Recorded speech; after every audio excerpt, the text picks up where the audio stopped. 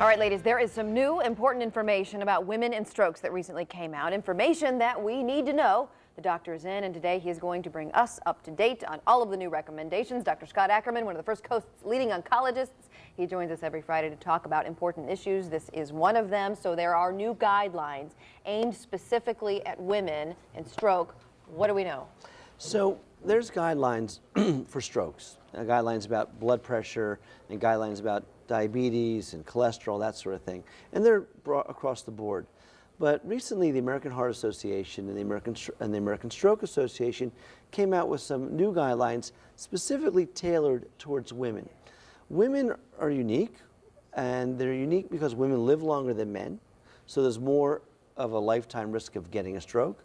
And women also are unique because they have pregnancy and childbirth and hormones associated with that. And so there's other issues for women regarding stroke. But what women share with men are the same risk factors: high blood pressure, high cholesterol, diabetes, smoking, obesity. That crosses genders. But again, women are unique because they live longer, they get pregnant, they give birth, and have different hormones. And so we have different guidelines, different things for women to be aware of to reduce the risk of stroke. So explain what happens during a stroke. Let's start there. So a stroke occurs when there's an abnormality in a blood vessel in the brain. Either there's a clot that goes in the blood vessel and blocks the flow of blood to a part of the brain. Here's a graphic you could see where there's a clot blocking the blood vessel. Or sometimes the blood vessel can tear and blood can flow into the brain, and that'll also, when blood flows into the brain, it's diverted from somewhere else, and that also causes diminishment of blood flow to a certain part of the brain. When the blood flow to a part of the brain is stopped, no more oxygen gets to that part of the brain, and that part of the brain dies. And that part of the brain isn't able to function anymore. So you can have symptoms of a stroke. They could range from very mild, if it's a small blood vessel in a small part of the brain, to more severe if it's a larger part of the brain that is affected. Even you can have death from these clots or from bleeding in the brain. So what do the new guidelines then recommend for women?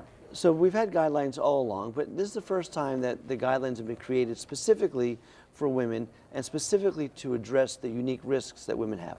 So women, one thing unique about women is pregnancy.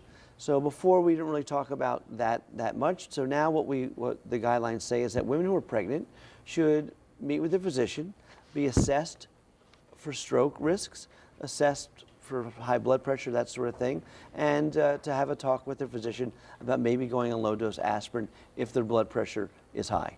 And this is really something that women need to be talking with their doctor about. I mean, this conversation might not be happening, but it needs to be one of those things that they address. Right. Also, women who are pregnant may have a high blood pressure associated with pregnancy called preeclampsia. Okay. And those women who are preeclamptic or eclamptic have 2 times the risk of stroke than other women. And women who are birth control. Birth control medication puts you at a higher risk for stroke. And so if you're on birth control pills, and you would be on it typically at a younger age than we typically think of people in the stroke ages, you should be screened for stroke risk by looking at your blood pressure, cholesterol levels, those sort of things. And also women who are middle age who take estrogen supplements also should be screened as well. And women get migraines more than men. It turns out that women who have this aura associated with migraines are also at increased risk for stroke, and so they should be assessed as well. Yeah, that's something that I hadn't even really heard of about the migraines, and that's something that my family, unfortunately, who are so fortunate to suffer from.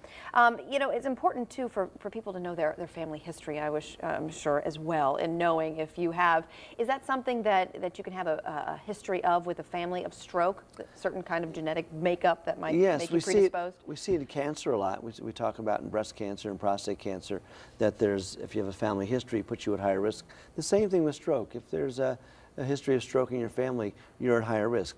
So every woman and man should know their cholesterol levels, their blood pressure, their blood sugar, their body mass index. If you know these things, you could change your lifestyle and be proactive in proactive with your health and reducing your risk of stroke. All right, Dr. Ackerman, thank you, sir. Thank you, as always, appreciate seeing you once again and for coming on every Friday. We appreciate that. If you have any questions regarding today's topic or any other health questions that you might have on your mind, you can always connect with Dr. Ackerman on Facebook. Go to his Facebook page, very simply, facebook.com /First Coast Oncology.